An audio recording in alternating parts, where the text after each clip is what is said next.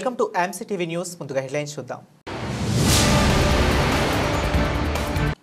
అభాగ్యులకు అండగా ముఖ్యమంత్రి సహాయ నిధి నిలుస్తుంది. ఎమ్మెల్యే షాజహాన్ బాషా వెల్లడి. ముఖ్యమంత్రి సహాయ నిధి కింద 20 లక్షల రూపాయల చెక్కులను CMRF లబ్ధిదారులకు స్వయంగా వెళ్లి అందజేసిన ఎమ్మెల్యే. భారతీయ సంస్కృతి సాంప్రదాయాలను భావితరాలకు అందించినప్పుడే మన దేశం అగ్రగామిగా నిలుస్తుంది. ప్రముఖ గైనకాలజిస్ట్ డాక్టర్ శ్రీలత వెల్లడి. జనజాగృతి స్వచ్ఛంద సేవా సంస్థ ఆధ్వర్యంలో నిర్వహించిన ముగ్గుల పోటీలు విజయవంతం. అభాగ్యులకు అండగా ముఖ్యమంత్రి సహాయ నిధి నిలుస్తుందని ఎమ్మెల్యే షాజహాన్ బాషా అన్నారు. నేడు మదనపల్లె అర్బన్ ప్రాంతంలోని CMRF చెక్కులను ఎమ్మెల్యే స్వయంగా వెళ్లి అందజేశారు.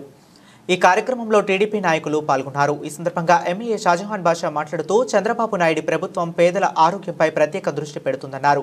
కూటమి ప్రభుత్వం అధికారంలోకి వచ్చాక విద్య, వైద్యం, వ్యవసాయ రంగాల్లో విప్లవాత్మక మార్పులు సంభవించాయన్నారు. ఆరోగ్యశ్రీ నందు లేని జబ్బులకు సంబంధించి వైద్యం పొందిన వారి వైద్య ఖర్చులను ముఖ్యమంత్రి సహాయ నిధి నుండి అందించడం జరుగుతుందన్నారు. నేడు ముగ్గురు లబ్ధిదారులకు 20 లక్షల రూపాయల చెక్కులను అందజేయడం జరిగిందన్నారు.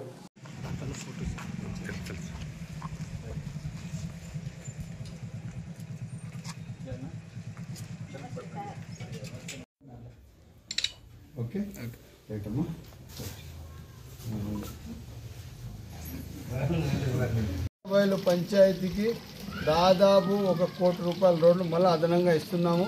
ఒక్కొక్క ఏరియా ఏదైతే టౌన్కి ఫెచ్చింగ్ ఏరియాస్ ఉన్నాయో అవన్నీ కంప్లీట్ చేసుకొని వస్తున్నాం. పూర్తి స్థాయిగా రోడ్లు, కాలువలు దాంట్లో శాంక్షన్ లేనందువల్ల ఇంకా పెట్టలేదు. అవి కూడా పెడతామని తెలియజేస్తూ ఎంత త్వరగా అయితే అంత త్వరగా పాలన కూడా పూర్తి చేస్తామని తెలియజేస్తాం. మదనపల్లె పట్టణంలోని శ్రీ షిరిడి సాయిబాబా ఆలయ ఆవరణలో శ్రీ గోదాదేవి, శ్రీ రంగనాథ స్వామి వారి కళ్యాణం ఘనంగా జరిగింది. నేటి ఉదయం ఆలయంలో ప్రత్యేక పూజలు నిర్వహించారు. పెద్ద సంఖ్యలో భక్తులు స్వామివారి కళ్యాణోత్సవాన్ని తిలకించారు. శాంతారాం స్వామి వారి పర్యవేక్షణలో ఈ కళ్యాణ మహోత్సవం అత్యంత వైభవంగా జరిగింది. చిన్నారుల అభిరామి గోదాదేవి, రోహిత శర్వర్మ రంగనాథ స్వామిగా సభికులను అలరించారు.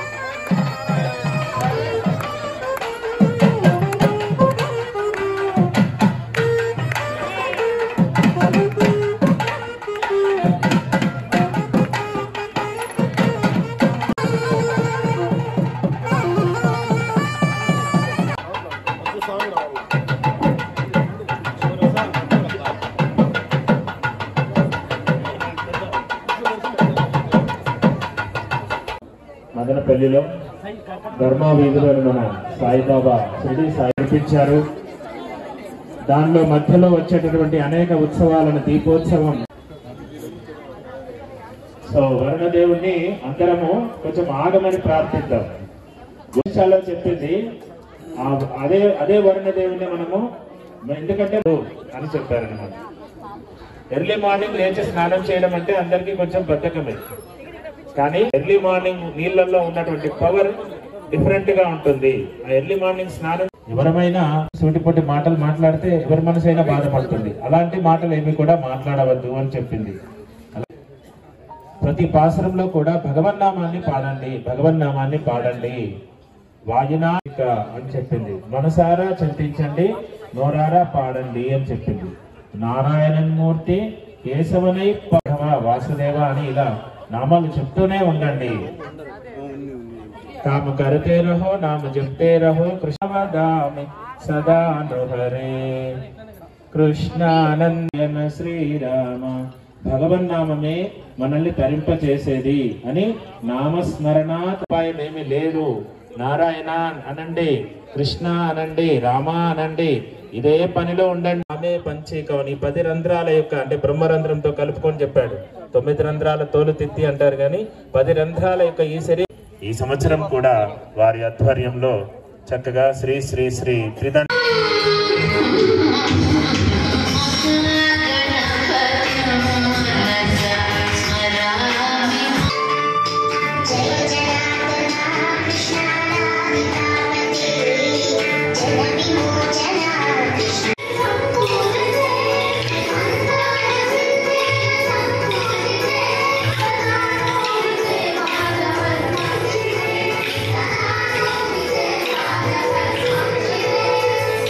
సుందరబాబు స్వామికి మొక్కుకుందన్నమాట. తిరుమాలిరింజోలై అని ఒక పుణ్యక్షేత్రం తమిళనాడులో.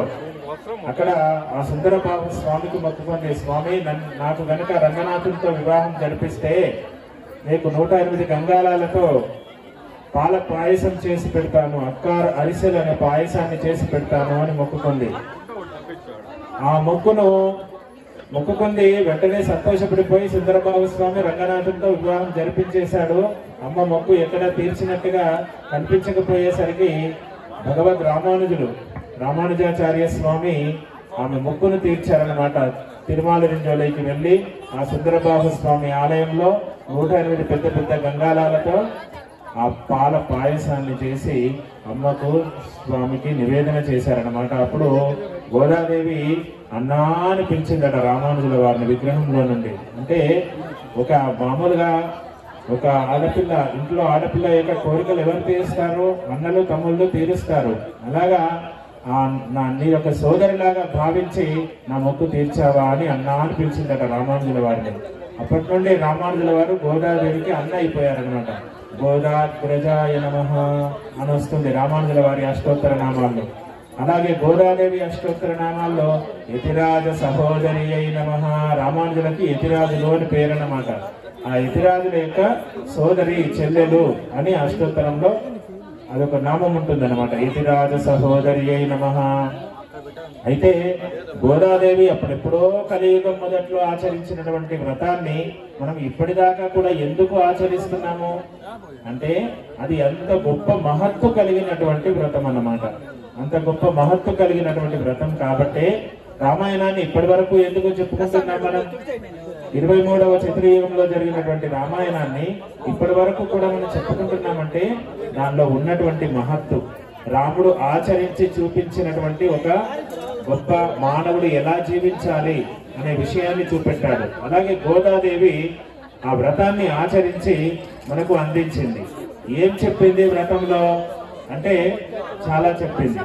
ఆ 30 పాటల్లోనే మొత్తం వేద సారాన్నంతా కూడా నింపి పాడింది.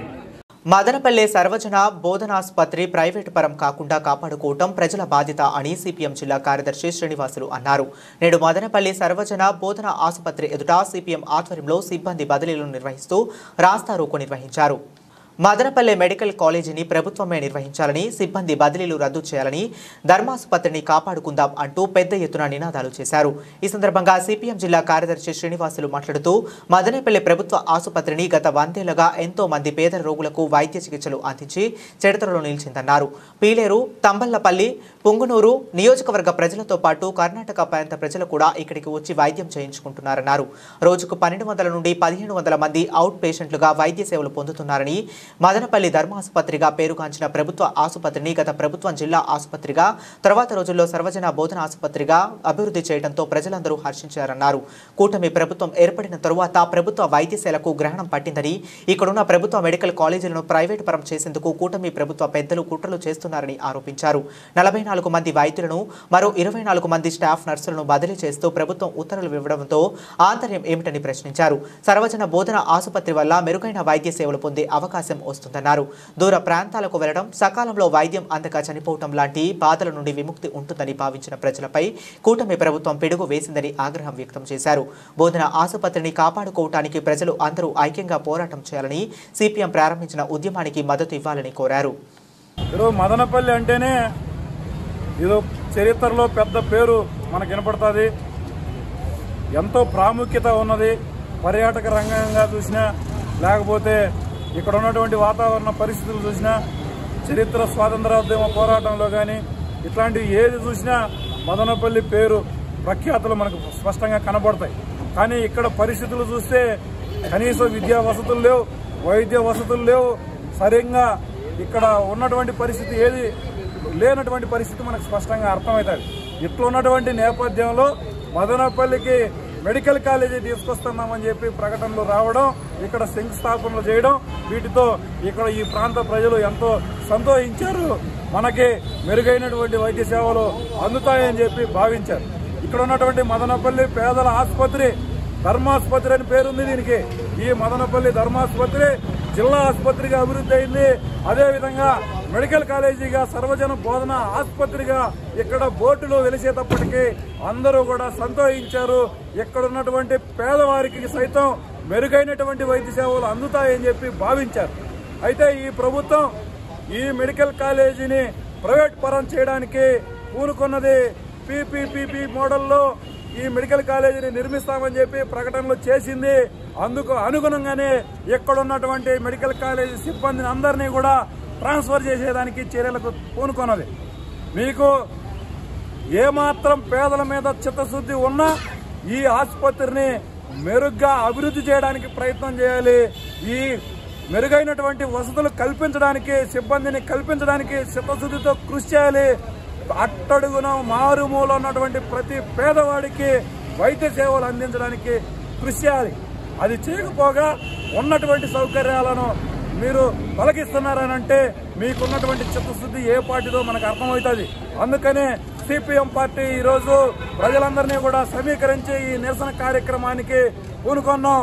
వెంటనే మెడికల్ కాలేజీ ప్రైవేటీకరణను రద్దు చేయాలి. ఇక్కడ బదిలీ చేసే సిబ్బందులందరినీ కూడా కొనసాగించాలి. ఆ విధంగా నిర్ణయం చేయాలని చెప్పి డిమాండ్ చేస్తున్నాం. లేని పక్షంలో ఖచ్చితంగా మదనపల్లి ప్రజలందరినీ కూడా సమీకరించి, అన్ని ప్రజా సంఘాలను, రాజకీయ పార్టీలను సమీకరించి ఈ మదనపల్లి ఆసుపత్రిని బోధన ఆసుపత్రిగా కొనసాగించుకోవడానికి పెద్ద ఎత్తున ఉద్యమం చేస్తామని, అవసరమైతే మదనపల్లి బంద్కు కూడా పిలుపునిస్తామని చెప్పి సిపిఎం పార్టీ తరఫున హెచ్చరిస్తున్నాం. మదనపల్లి ప్రాంతానికి చాలా ప్రఖ్యాతులున్నాయి. ఇక్కడ గతంలో కూడా మర్యాద రామన్నపట్నం అనే ఒక గౌరవమైనటువంటి పేరు ఈరోజు మదనపల్లిగా విస్తరించింది.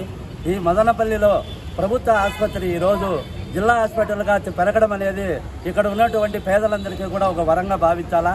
ఆ వరంగా పేదలందరికీ అందుతున్నటువంటి వైద్యం జిల్లా ఆసుపత్రిగా వచ్చిన తర్వాత ఇక్కడ ఇటు కార్పొరేట్ సంస్థలకు ఈ ఆసుపత్రి మీద కన్ను పడ్డాయో లేదో, లేకంటే కూటమి ప్రభుత్వమే ప్రైవేటు వాళ్ళకి అప్పచెప్పాలని ఆలోచిస్తుందో తెలియదు. కానీ వెంటనే ఈ ప్రైవేటుకు వ్యక్తులకు అప్పచెప్తున్నటువంటి జిల్లా ఆసుపత్రిని వెంటనే మాకు ప్రభుత్వ ఆసుపత్రిగా కొనసాగించాలని, అదేవిధంగా ఈ ప్రాంతానికి వచ్చినటువంటి మెడికల్ కాలేజీని వెంటనే ప్రభుత్వం బాధ్యత తీసుకొని వెంటనే ఈ ప్రభుత్వ ఆసుపత్రిని నిర్మించే విధంగా ఈ కూటమి ప్రభుత్వం ప్రయత్నం చేయాలని కూడా సిఐటిగా మేము ప్రభుత్వాన్ని డిమాండ్ చేస్తున్నాం. అదేవిధంగా లేని పక్షంలో అన్ని ప్రజా సంఘాలు ప్రజలను కలుపుకొని ఉద్యమానికి ముందుకు ఉండేదానికి సిఐటిగా మేము ప్రభుత్వానికి హెచ్చరిస్తున్నాం. కుల వ్యవస్థలో భారతదేశానికి ప్రధాన శత్రువని, ఆ విషయాన్ని కేంద్ర రాష్ట్ర ప్రభుత్వాలు వెంటనే గుర్తించి కుల నిర్మూలన కోసం ప్రత్యేక కార్యక్రమాలు అమలు చేయాలని భారతీయ అంబేద్కర్ సేన వ్యవస్థాపకుడు పేటీఎం శివప్రసాద్ డిమాండ్ చేశారు. నేడు మదనపల్లె పట్టణంలోని బాస్ కార్యాలయంలో 13వ వార్షికోత్సవాలలో భాగంగా నిన్న నిర్వహించిన కుల దహనం సభ తీర్మానాలను బాస్ కేంద్ర కమిటీ ప్రతినిధి దుర్మగం సుబ్బారావుతో కలిసి ఆయన వెల్లడించారు. ఈ సమావేశంలో బాస్ నాయకులు రవిశంకర్, రెడ్డి ప్రసాద్, బయ్యన్న, వెంకటరమణ పాల్గొన్నారు. ఈ సందర్భంగా వారు మాట్లాడుతూ కేంద్ర రాష్ట్ర ప్రభుత్వాలు మరియు స్థానిక ప్రభుత్వాలు సమైక్య కార్యాచరణతో కుల నిర్మూలన కోసం ప్రత్యేక కార్యక్రమాలు చేపట్టాలన్నారు. కుల వివక్ష, వేధింపుల నిర్మూలనకు ఉద్దేశించిన చట్టాలను కఠినంగా అమలు చేయాలని, గ్రామాల్లో ఎస్సీ ఎస్టీలకు ఆత్మ గౌరవాన్ని ఇచ్చేది భూమి అని, కావున భూమి లేని ప్రతి ఎస్సీ ఎస్టీ కుటుంబానికి 5 ఎకరాల భూమిని పంపిణీ చేయాలన్నారు. కుల నిర్మూలన ప్రచారానికి కేంద్ర రాష్ట్ర ప్రభుత్వాలు మరియు స్థానిక ప్రభుత్వాలు బడ్జెట్లో నిధులు కేటాయించాలని, కులాంతర వివాహాలకు 25 లక్షల రూపాయల ప్రోత్సాహకం అందించాలని, ఎస్సీ ఎస్టీలపై అత్యాచారాలు జరిగే అవకాశం ఉన్న గ్రామాలను ముందే గుర్తించి ముందస్తు చర్యలు చేపట్టాలన్నారు. ఎస్సీ ఎస్టీ బీసీ మైనార్టీ తదితర కార్పొరేషన్ల జనాభా దమాషా ప్రకారం వెంటనే నిధులు విడుదల చేయాలని, బీసీలపై అత్యాచారాల నివారణకు ప్రత్యేక చట్టం తీసుకురావాలని డిమాండ్ చేశారు.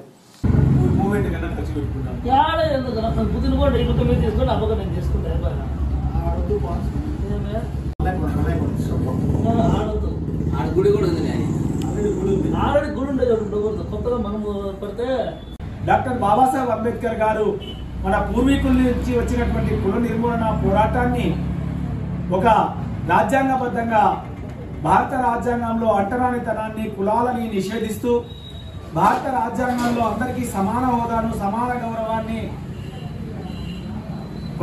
వాగ్దానం చేస్తూ భారత రాజ్యాంగాన్ని రూపొందించిన తర్వాత కూడా పాలకుల యొక్క నిర్లక్ష్యం వల్ల ఈరోజు భారతదేశంలో ఇంకా కుల వ్యవస్థ తాలూకు దుష్పరిణామాలు చోటు చేసుకుంటానే ఉంది. ఇప్పటికైనా ప్రభుత్వాలు ఇది భారతదేశానికి ఉన్నటువంటి అతిపెద్ద సమస్యగా కులాన్ని గుర్తించాల్సినటువంటి అవసరం ఉంది.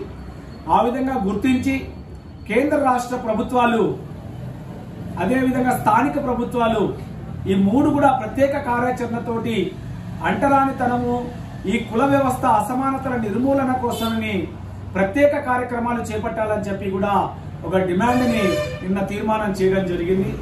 అదేవిధంగా ఏదైతే గ్రామాలలో కుల వివక్ష చోటు చేసుకుంటా ఉందో దానికి కారణం ఆ పేదరికం, ఆ పేదరికానికి కారణం భూమి లేకపోవడం. ఆ భూమి లేకపోవడం వల్లనే ఈరోజు గ్రామాల్లో ప్రజలకి ఆత్మగౌరవం లేకుండా పోయింది. కాబట్టి ప్రతి ఎస్సీ ఎస్టీ కుటుంబానికి కూడా 5 ఎకరాల చొప్పున ప్రభుత్వం భూమి పంపిణీ చేయాలని చెప్పి కూడా మేము ఒక తీర్మానాన్ని నిన్న ఆమోదించడం జరిగింది. అదేవిధంగా కులాంతర వివాహాలు చేసుకున్నటువంటి వాళ్ళకి ఆ కుల నిర్మూలనలో భాగంగా ప్రోత్సాహకంగా 25 లక్షల నగదు వాళ్ళకు ప్రోత్సాహకంగా అందించాలని చెప్పి కూడా మేము ఒక డిమాండ్ను తీసుకురావడం జరిగింది. అదేవిధంగా ఎస్సీ ఎస్టీ యాక్ట్లో ఉన్నటువంటి ఆ చట్టాలని కఠినంగా పటిష్టంగా అమలు చేసి కుల వివక్షాపూరితమైనటువంటి ఆ దుష్పరిణామాలని, ఆ వేధింపులని గ్రామాలలో తగ్గించేదానికి కూడా ప్రభుత్వం చర్యలు తీసుకోవాలని చెప్పి మేము ఇంకో తీర్మానాన్ని కూడా ఆమోదించడం జరిగింది. అదేవిధంగా ఎస్సీ ఎస్టీ బీసీ మైనారిటీ కాపు ఇతర కార్పొరేషన్లన్నిటికి కూడా వెంటనే జనాభా దామాషా ప్రకారము ప్రభుత్వము నిధులు కేటాయించి వాటిని వెంటనే విడుదల చేయాలని చెప్పి కూడా ఇంకొక తీర్మానాన్ని కూడా మేము నిన్న ప్రవేశపెట్టడం జరిగింది. ఈ విధంగా 8 తీర్మానాలను మేము చేశాం. ఆ 8 తీర్మానాల మీద ప్రభుత్వాలకి లేఖలు రాస్తాం. అదేవిధంగా విస్తృతంగా దాన్ని ప్రచారం చేయడానికి కార్యక్రమాలు చేస్తూ కుల నిర్మూలన పోరాటాన్ని మేము భారతీయ అంబేద్కర్ సేనగా ముందుకు తీసుకెళ్లడానికి మా వంతు ప్రయత్నం చేయబోతా ఉన్నాం.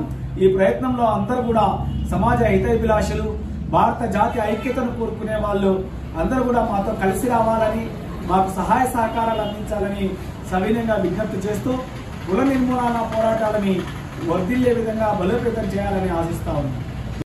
డాక్టర్ బిఆర్ అంబేద్కర్ గారు రచించిన కుల నిర్మూలన అనే పుస్తకాన్ని వాళ్ళు చదవాలి, దాన్ని ఆచరించాలి. అంబేద్కర్ గారి ఫోటో పెట్టుకొని దాన్ని ప్రచారం చేసుకోవడం కంటే కూడా అంబేద్కర్ గారి యొక్క రచన ఏదైతే ఉందో దాన్ని ఆచరణలోకి తీసుకురావాలి. అంటే దీన్ని పాఠ్యాంశంగా కూడా చేర్చాల్సిన అవసరం ఉంటుంది. దాంట్లో డాక్టర్ బిఆర్ అంబేద్కర్ గారు ఏమంటారంటే, కులం పునాదుల మీద మీరు ఒక జాతిని కానీ ఒక నీతిని కానీ నిర్మించలేరు అంటారు. ఈ రోజున వన్ నేషన్ అని చెప్తున్నాం మనం. వన్ నేషన్ అని చెప్పినప్పుడు ఒక జాతిని నిర్మించాలంటే మీరు కులాన్ని నిర్మూలించాలి. అది ప్రధాని గారి దగ్గర నుంచి, రాష్ట్ర ముఖ్యమంత్రుల దగ్గర నుంచి, గ్రామ సర్పంచుల దగ్గర నుంచి అందరూ ఆచరించాల్సిన అవసరం ఉంటుంది. అదేవిధంగా ఆయన ఏమంటారంటే, అంబేద్కర్ గారు అదే పుస్తకంలో, కుల నిర్మూలన అనే పుస్తకంలో, మీరు సాంఘిక సంస్కరణలు లేదా రాజకీయ సంస్కరణలు లేదా ఆర్థిక సంస్కరణలు ఏదైనా చేయండి, కానీ మీరు వెళ్ళే వెనుక మీ వెనకాల ఒక కులం అనే భూతం వస్తుంది. ఆ భూతాన్ని మీరు జయించలేరు అంటారు. అంటే అర్థం ఏంటంటే, కులాన్ని నిర్మూలిస్తే భారత జాతి అంతా కూడా సమైక్యమవుతుంది. అంటరాంతరం పోతుంది, అసమానతలు పోతాయి, ఆర్థిక అసమానతలు పోతాయి, రాజకీయంగా ఒక సమైక్యత అనేది కుల నిర్మూలన ద్వారా వస్తుంది. ఇది అంబేద్కర్ గారు 1917లో చెప్పారు, 1935లో చెప్పారు. సో ఈ రోజున మన ప్రభుత్వాలన్నీ కూడా ఈ కుల నిర్మూలన చేస్తే, ఈ రోజున చైనా కానీ అమెరికా కానీ, అమెరికా ట్రంప్ ఆయన జిన్పింగ్ని పిలుచుకున్నాడు. చైనా భారతదేశానికి సంబంధించిన వాళ్ళని ఎవరిని కూడా ఇన్వైట్ చేయలేదు. కారణం ఏంటంటే, ఇక్కడ మనం వెనుకబడి ఉన్నాము, మనం ఒక వెసులుబాటుగా ఒక వస్తువుగా ఉన్నాము, ఉపయోగించుకోగలిగిన వస్తువుగా ఉన్నామని ఒక వాళ్ళ యొక్క తీర్మానంగా ఉంది. కాబట్టి ఈ రోజున మనం కుల నిర్మూలన చేసుకోగలిగితే భారతదేశము జపాన్తోనూ, చైనాతోనూ, తైవాన్తోనూ, అమెరికాతోనూ పోటీ పడే ఒక పెద్ద స్థాయికి ఎదిగే ఒక పెద్ద దేశంగా ఎదుగుతుందని భావిస్తూ భారతీయ అంబేద్కర్ సేన ఈ రోజున బాబాసాహెబ్ డాక్టర్ బిఆర్ అంబేద్కర్ యొక్క ఆలోచన విధానం ప్రకారం కుల నిర్మూలన అనేది ముందుకు తీసుకొస్తూ ఉంది. ఆ పుస్తకాన్ని చదవండి, అందరూ దాన్ని ఆచరించండి. జై భీమ్, జై భారత్. భారతీయ సంస్కృతి సాంప్రదాయాలను భావితరాలకు అందించాలని ప్రముఖ గైనకాలజిస్ట్ డాక్టర్ శ్రీలత అన్నారు. నేడు మదనపల్లె పట్టణంలోని కదిరి రోడ్డులో రెయిన్బో అపార్ట్మెంట్స్ వీధిలో జనజాగృతి స్వచ్ఛంద సేవా సంస్థ ఆధ్వర్యంలో ముగ్గుల పోటీలు నిర్వహించారు. ఈ కార్యక్రమంలో ప్రముఖ న్యాయవాది అనురాధ, స్వచ్ఛంద సంస్థ అధ్యక్షురాలు యశోధర, చైతన్య సర్వీస్ సొసైటీ కవిత, బీజేపీ నాయకురాలు సంతోషి, జనజాగృతి అధ్యక్షురాలు జాలజ్యోతి తదితరులు పాల్గొన్నారు. ఈ సందర్భంగా వారు మాట్లాడుతూ, సంక్రాంతి పండుగ అందరి పండుగ అని తెలిపారు. ప్రతి పండుగ ఇంటి ముందు ముగ్గులు వేసి ఎంతో అందంగా తీర్చిదిద్దుతారన్నారు. ముగ్గు వేయటంలో ఉన్న లాభాలు, సైంటిఫిక్ ఉపయోగాలు, ప్రకృతితో ఏ విధంగా మమైకమైంది అన్న వివరాలు వివరించారు. ఇలాంటి కార్యక్రమాలు నిర్వహించడం వల్ల మన సంస్కృతి కాపాడుకున్న వారు అవుతామన్నారు. పలువురు మహిళలు ముగ్గులు అందంగా వేశారు. గెలుపొందిన విజేతలకు బహుమతులు అందజేశారు.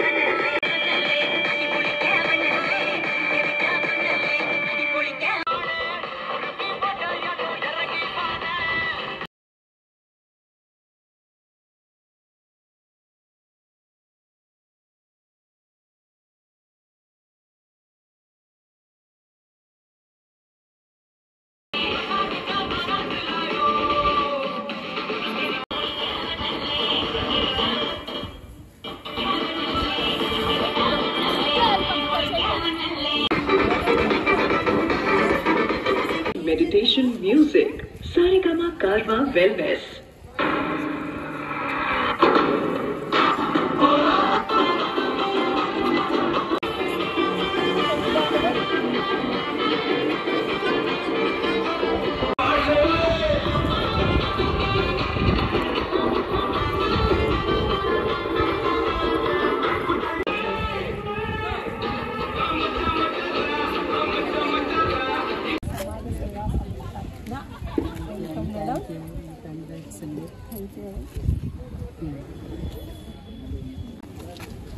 స్వేచ్ఛ ఎన్జిఓ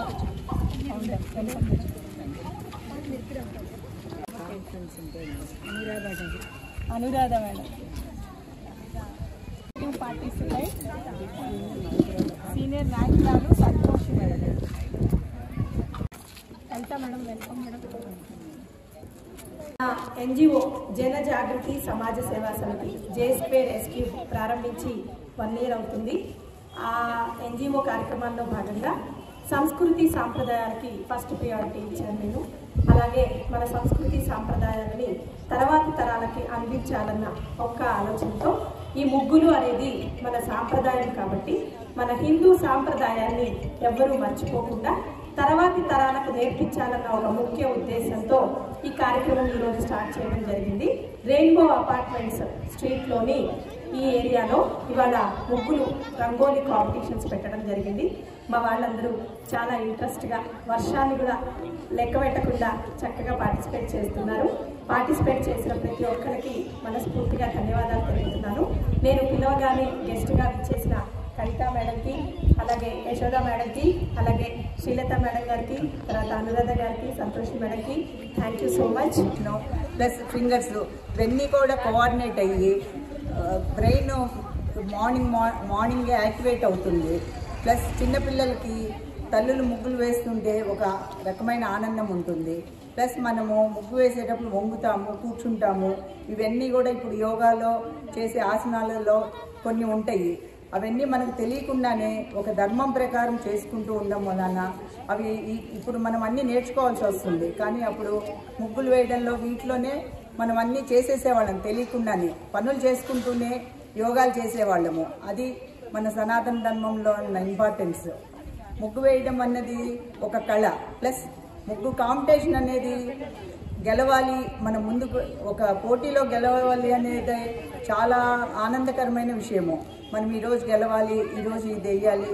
ప్లస్ ఇప్పుడైతే సెల్లో వస్తున్నాయి ముగ్గులు, ప్లస్ బుక్స్ వస్తున్నాయి. మా చిన్నతనంలో మేము ముగ్గులు మేము వేసి ఒక బుక్ మెయింటైన్ చేసేవాళ్ళము.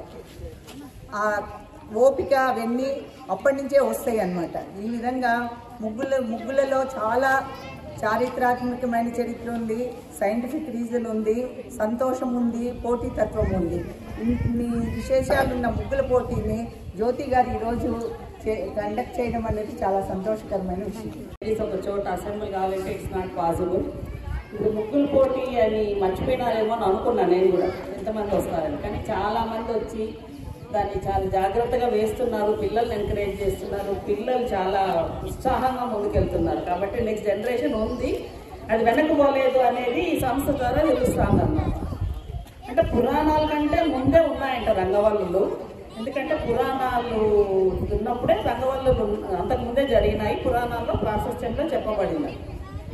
యాక్చువల్గా మనము రోజు కల్లాపు ఎందుకు చల్లాలి ఏమి అంటే, కల్లాపు చల్లి ముగ్గేస్తే ఎవరైనా అతిథులు వస్తే ఇంట్లోకి వచ్చేటప్పుడు ఒక సాటిస్ఫాక్షన్, అంటే ఆర్టిస్టిక్గా ఉంటే ఇంట్లోకి ఎవరైనా రావడానికి హృదయం మంచిగా ఉంటుంది.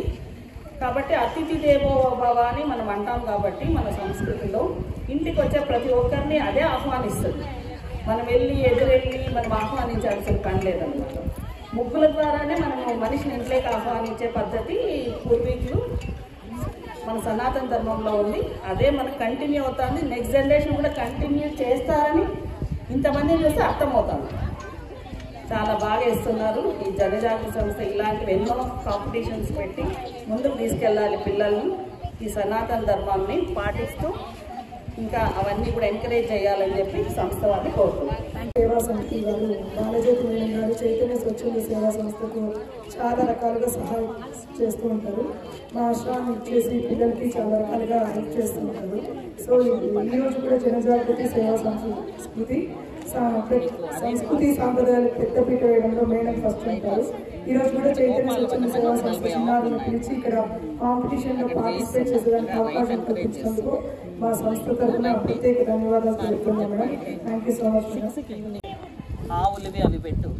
ట్రెడిషన్ రోజు రోజుకు తగ్గిపోతుంది. ఇంటర్నెట్లు వచ్చి చాలా ఫాస్ట్ కల్చర్ అయిపోయి ప్రజలు టీవీలకు సినిమాలకు అంకితం అయిపోతున్న రోజుల్లో కల్చర్ని మళ్ళీ గుర్తు తెచ్చుకుంటూ ఇటువంటి ప్రోగ్రామ్ కండక్ట్ చేయడం అనేది చాలా మంచి విషయము. అట్లా మా మేడము ముందుండి ఇవి జరిపించడం నాకు చాలా సంతోషకరంగా ఉంది. ఇది చాలా చాలా గొప్ప కల్చర్ మనది. ముందు కాలము ప్రతిరోజు కల్లాపులు చల్లేవాళ్ళు. ఎందుకు చల్లుతారంటే గోమాత యొక్క పేడను కలిపి కల్లాపు చల్లడం ద్వారా విష కీటకాలు అనేవి ఎంటర్ కాకుండా ఉంటాయి లోపలికి. ఇక ముగ్గులు అనేది బియ్యం పిండితో ముగ్గులు పెట్టేవాళ్ళు. దాన్ని పక్షులు, చిన్న చిన్న కీటకాలు ఇవన్నీ కూడా తినడానికి ఆహారం లభించేది. అంటే ప్రకృతితో మమేకమవుతున్నాం మనం, ప్రకృతిని సపోర్ట్ చేస్తున్నాము, మనం ప్రకృతి నుంచి తీసుకుంటున్నాము. ఆ కాలంలో రంగుల కోసం పసుపు, కుంకాలు, కొన్ని చెట్ల నుంచి తీసిన రసాయనాలు ఇటువంటి వాటిని వాడేవాళ్ళు. రాను రాను కాలానుగుణంగా మార్పులతో కెమికల్స్ అనేవి ఎంటర్ అయినాయి. కానీ ఈ వెనకబడిపోయిన సంస్కృతి మళ్ళీ ఎట్లా ముందుకు వస్తుందో అదేవిధంగా అవి కూడా న్యాచురల్ దీనికి మెల్లమెల్లగా మారుతాయని నేను ఆశిస్తున్నాను. సో మొత్తానికి పార్టిసిపెంట్స్ నేను కూడా అంత పెద్దవాళ్ళు ఉంటారనుకొని వచ్చాను. చిన్న చిన్న బుడ్డి పిల్లల దగ్గర నుంచి వచ్చారు. ఉత్సాహంగా వేస్తున్నారు అందరూ. చూడడానికి చాలా కలర్ఫుల్గా, చాలా నిజంగా పండుగలాగే ఉంది. పండుగ ఏమిటి, సంక్రాంతి పండుగ ఇక్కడ జరుగుతున్నట్టుగానే ఉంది. సో నేను చాలా కాలం తర్వాత నిజమైన సంక్రాంతి చూస్తున్నాను. మదనపల్లె పట్టణంలోని శ్రీ వరల ఆంజనేయ స్వామి ఆలయంలో అయోధ్యలో బాలరాముడు ప్రతిష్ఠ జరిగే ఏడాది అయిన సందర్భంగా ప్రత్యేక పూజా కార్యక్రమాలు జరిగాయి. పెద్ద సంఖ్యలో భక్తులు ఆంజనేయ స్వామి వారిని పట్టణ పురవీధుల్లో ర్యాలీ నిర్వహించారు. ప్రతి ఒక్క హిందువు ఐకమత్యంతో ఉండాలని కోరారు.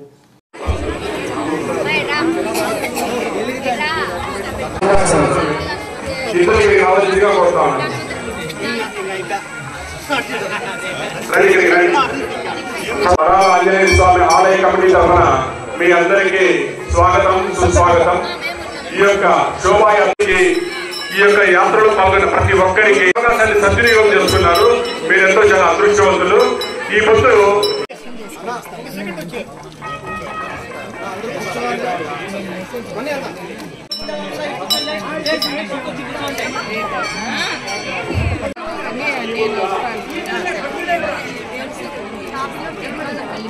అది కూడా ఈ పొద్దునంట, అది కూడా మనకు ఒక అదృష్టము. ఇవన్నీ కూడా మనకు గుర్తు పెట్టు. ఆరోగ్య ఐశ్వర్య అభివృద్ధ్యర్థం ఇష్ట కామ్యార్థ ఫల సిద్ధ్యర్థం కారణార్థం సకల కార్య విషయార్థం శ్రీ రామరాజ్య సిద్ధ్యర్థం యథాశక్తి ప్రదోషకాల శ్రీ వరాల ఆంజనేయ తన్నో హనుమాన్ ప్రచోదయాత్ పవమానాయ విద్మహే పవిత్ర రూపాయ.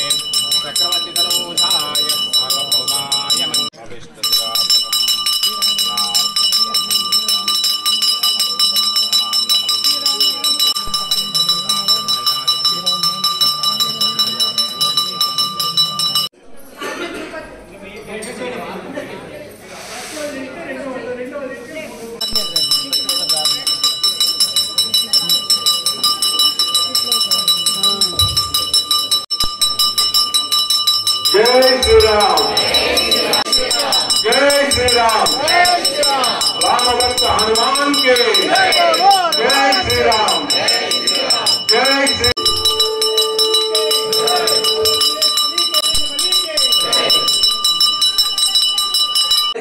తెలిసిందే.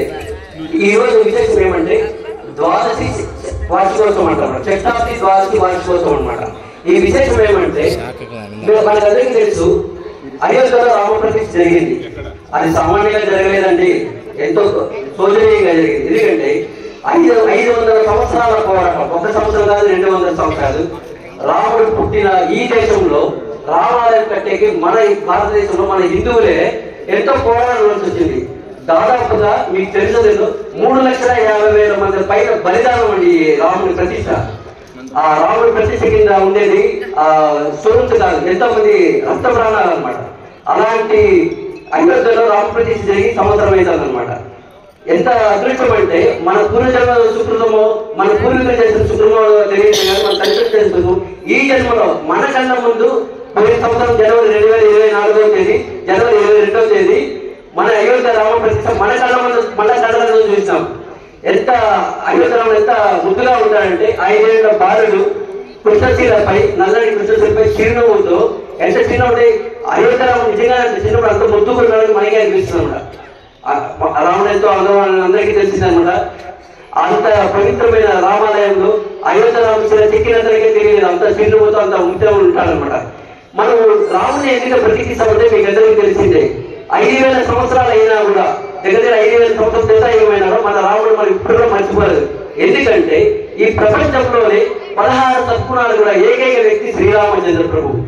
అందుకే మనం ప్రతి ఊరిలోనే రామాలయం పెట్టడానికి కారణం ఏమంటే ఆ రామాలయంలో రామ విగ్రహంలో మన బిడ్డల్లో కానీ మనలో కానీ కొన్ని గుణాలైనా వస్తే మన తల్లిని బాగా చూసుకుంటాము, భార్య బిడ్డలు బాగా చూసుకుంటాము, పశువులు పశుపక్షాలను బాగా చూసుకుంటాము, ఈ ప్రకృతిని ప్రేమిస్తాము. ఇన్ని గుణాలు అన్నింటిలో ఉన్నాయన్నమాట. అన్ని గుణాలు కలవడం ఈ రామాలయం ప్రతిష్ట అన్నమాట. మనం అయోధ్యలో రామ ప్రతిష్ట ఎంత మాత్రం ప్రతిష్ట అయిపోయినట్టు కాదండి. ఏ రోజు మనం రామరాజ్యాన్ని స్థాపించుకుంటామో, ఏ రోజు మనం రామరాజ్యం స్థాపించబడతామో, మనం అందరూ సఖ్యంగా ఉంటామో ఆ రోజే ఆ అయోధ్య రామ ప్రతిష్టకి నిజమైన నిర్వచనం అన్నమాట. ముగించే ముందు మరొకసారి హెడ్లైన్స్ చూద్దాం. అభాగ్యులకు అండగా ముఖ్యమంత్రి సహాయ నిధి నిలుస్తుంది. ఎమ్మెల్యే షాజహాన్ బాషా వెల్లడి. ముఖ్యమంత్రి సహాయ నిధి కింద 20 లక్షల రూపాయల చెక్కులను సీఎంఆర్ఎఫ్ లబ్ధిదారులకు స్వయంగా వెళ్లి అందజేసిన ఎమ్మెల్యే. భారతీయ సంస్కృతి సాంప్రదాయాలను భావితరాలకు అందించినప్పుడే మన దేశం అగ్రగామిగా నిలుస్తుంది. ప్రముఖ గైనకాలజిస్ట్ డాక్టర్ శ్రీలత వెల్లడి. జనజాగృతి స్వచ్ఛంద సేవా సంస్థ ఆధ్వర్యంలో నిర్వహించిన ముగ్గుల పోటీలు విజయవంతం. ఇవి ఇప్పటి వరకు ఉన్న అప్డేట్స్. మరిన్ని అప్డేట్స్ కోసం కీప్ వాచింగ్.